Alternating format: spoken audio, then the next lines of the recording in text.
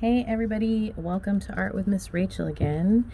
We're going to do something fun and creative in honor of body art, temporary body art. And this project is called Hennaed Hands.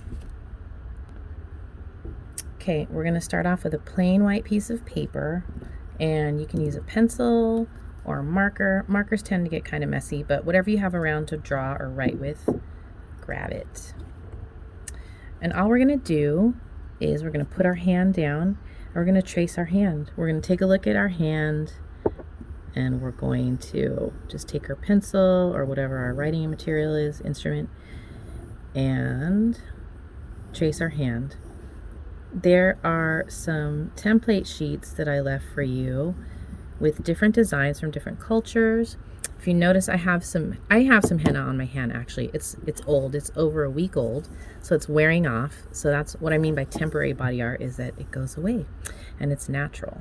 And we'll talk a little bit about that later. So I traced my hand, and then to make a set, I'm typically not left-handed, and so I'm just gonna flip the paper over, and then I'm gonna trace the same hand and be able to cut it out, and it will be a pear.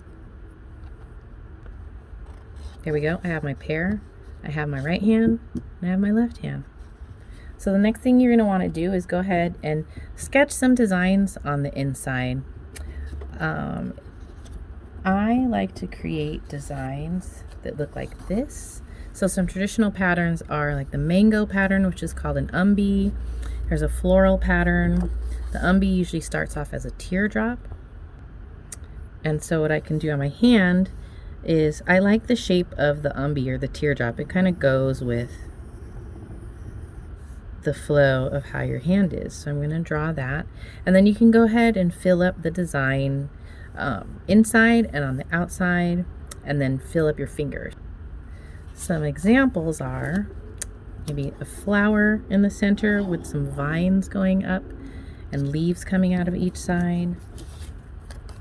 This is a traditional mandala pattern. So I start out with a circle in the middle, and then I'll make some petals around, and then I'll keep equally adding different patterns. So I did petals here, I did swirls here, I filled my fingers up with swirls. Here's a heart with some leaves. Here's another design, a floral design with a frame and swirls on my fingers.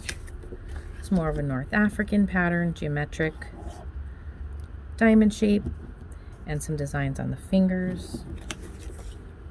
There's an umbi. And these are very, very simple. You can pick your own design if you like turtles. You can do a turtle and then create some finger designs or some swirls or shapes. So I'm doing some really simple patterns to fill in the umbi. I'm just making a swirl and then putting like a hood over it, a rainbow over it. And then you can just go along the outside and make scallop petals all around. Don't forget your first artwork in whatever you're doing. So for example, today you've never done henna before. Say you maybe never even heard of henna. Look it up, read a couple of books about the traditional art and why it's done, and go ahead and make some practice designs. I'm going to make some of those swirly patterns here. So I do a swirl to the right, and then I'll go up, and then I'll make a swirl to the left, and I'll just keep alternating. If you want to get really super creative, you can go ahead and draw your fingernails in. If you have any marks or anything or lines on your hands, you can add those to make it realistic so that it looks like your hand, if you want to. Don't forget we have knuckles. Another pattern that we can do, maybe we can draw a straight line and do swirls on each side, up and down.